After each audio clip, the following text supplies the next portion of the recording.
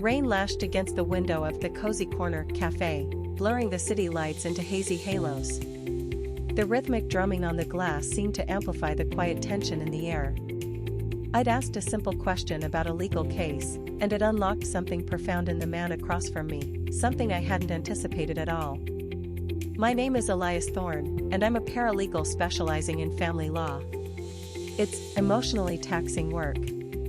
The constant exposure to fractured families, bitter disputes, and shattered dreams takes its toll.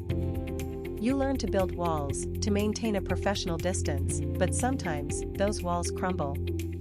We were meeting for coffee. Daniel Hayes, a senior partner at my firm, was mentoring me on a particularly complex divorce case involving intellectual property rights, specifically, patents filed during the marriage.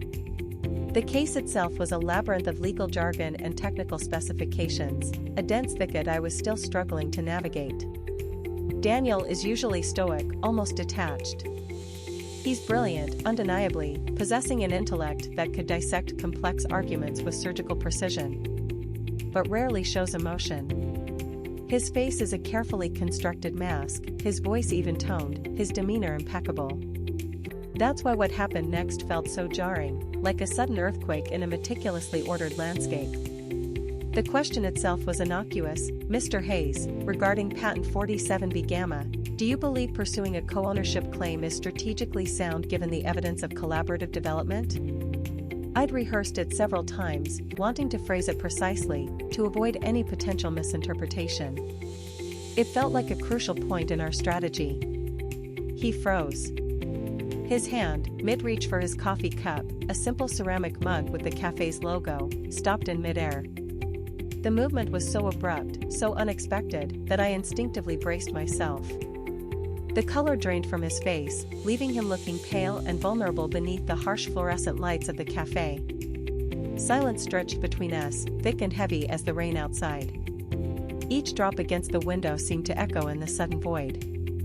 I could hear the low hum of the refrigerator behind the counter, the muffled conversations of other patrons, but all sounds were muted, distant. Finally, he spoke, his voice a low rasp I'd never heard before. It was rough, strained, as if he'd been holding back years of unspoken emotion. That patent, that was my father's work. My stomach dropped. A cold knot formed in the pit of it. I hadn't known. The case files contained no mention of familial connection. It was a glaring omission, a detail that should have been flagged during due diligence. I apologize, I stammered, feeling instantly clumsy and intrusive. My carefully constructed professional facade cracked under the weight of my unintentional blunder. The information wasn't readily available. We were simply exploring all legal avenues for our client. The words felt hollow, inadequate to express the genuine regret I felt. He didn't respond immediately. He stared out the window, his gaze fixed on a distant building swallowed by the rain. The city lights blurred into indistinct streaks of color, reflecting in his dark eyes. It was as if he were looking through me, seeing something far beyond the confines of our little cafe.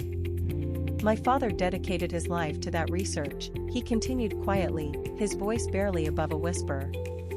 It was everything to him. He poured every ounce of his energy, his intellect, his passion into it. It consumed him. A flicker of pain crossed his face, quickly masked but undeniably present. He paused, taking a deep breath, as if gathering the strength to continue. The rain seemed to intensify, mirroring the storm brewing within him.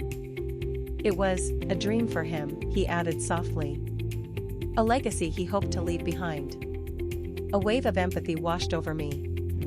I understood now why he'd been so resistant to certain lines of questioning during our initial case review. His protectiveness wasn't just about the legal strategy, it was about safeguarding his father's memory, his life's work. He believed in collaboration, Daniel continued, his voice cracking slightly. The tremor in his voice was heartbreaking, a stark contrast to the controlled composure I'd always known him for. He always said science shouldn't be about personal gain, but about contributing to the greater good. He paused, taking another shaky breath, and looked directly at me for the first time since answering my question. His eyes were filled with a profound sadness, a weight of unspoken grief.